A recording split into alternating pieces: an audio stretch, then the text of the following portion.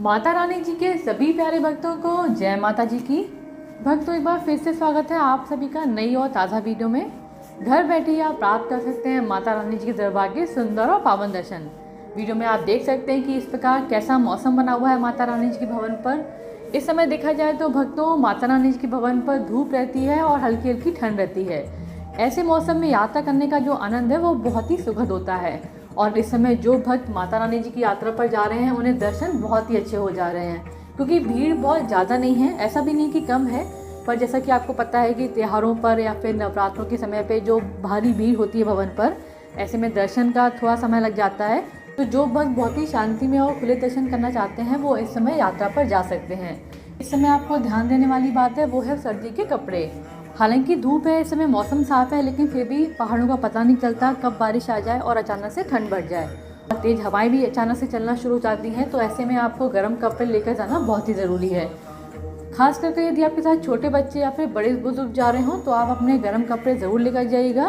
Cap भी लेकर जा सकते हैं, एक जैकेट लेकर जा सकते हैं या फिर आप शॉल भी रख सकते हैं। गर्म कपड़े रहेंगे तो आपको यात्रा करने में काफ़ी आसानी होगी।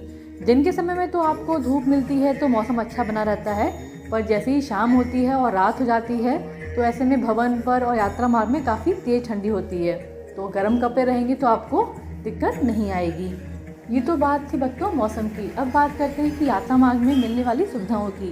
तो भक्तों, जैसा कि आपको पता है कि माँ भगवती जी की कृपा से अभी भी भक्तों को सारी सुविधाएं सुचारू रूप से मिल रही हैं। घोड़े के पिट्ठू, पालकी, रोपवे, हेलीकॉप्टर, बैटरी कार, ये सारी सुविधाएं भक्तों के लिए सुचारू रूप से चलाई जा रही हैं। आप इन सभी सुविधाओं का लाभ उठाकर माता रानी जी की यात्रा को और भी आसान बना सकते हैं। यदि आप यात्रा पर रुकने का प्लान कर रहे हैं, जैसे कि आपको भवन पर रुकना है या फिर अर्धकुंवारी पर रुकना है, तो आप कोशिश कीजिए कि अपनी ऑनलाइन बुकिंग करा कर ही जाइएगा। यदि आपको ऑनलाइन रूम नहीं मिल रहा है तो आप कटरा पहुंचकर निहारिका कॉम्प्लेक्स से ऑफलाइन रूम बुक करवा लीजिए। निहारिका कॉम्प्लेक्स से आपको कटरा में भी रूम मिल जाएगा या फिर डॉर्मेट्री मिल जाएगी। और साथ ही भक्तों, आप निहारिका कॉम्प्लेक्स से ही अर्धकुंवारी के लिए और भवन के लिए रूम या फिर डॉर्मेट्री बुक कर सकते हैं।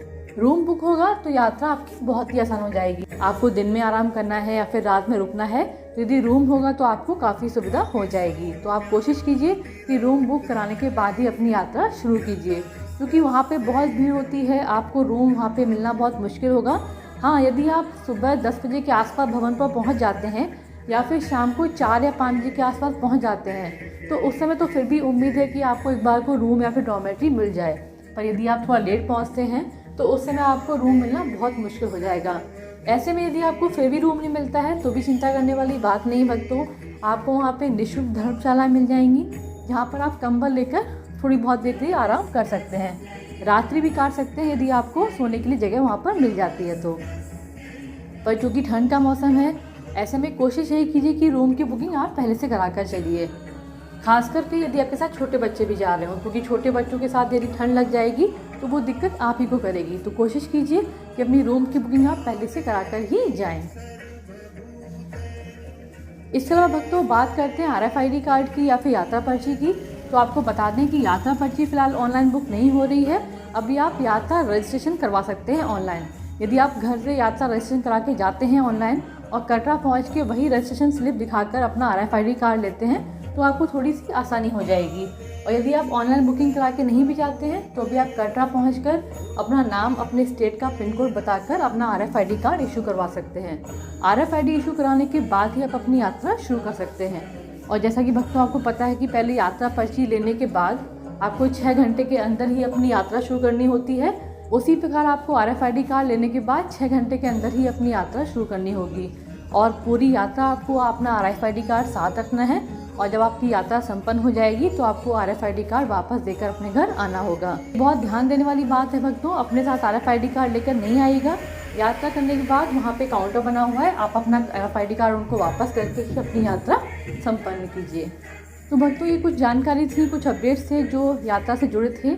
यदि आप इस समय यात्रा पर जा रहे हैं तो ये वीडियो आपके लिए बहुत ही महत्वपूर्ण रहेगी और कोशिश कीजिए जानकारी आप और भी भक्तों के साथ शेयर कीजिए, ताकि जो भी भक्त यात्रा पर इस समय जा रहे हैं उनको भी अपनी यात्रा की प्लानिंग करने में थोड़ी सी आसानी हो।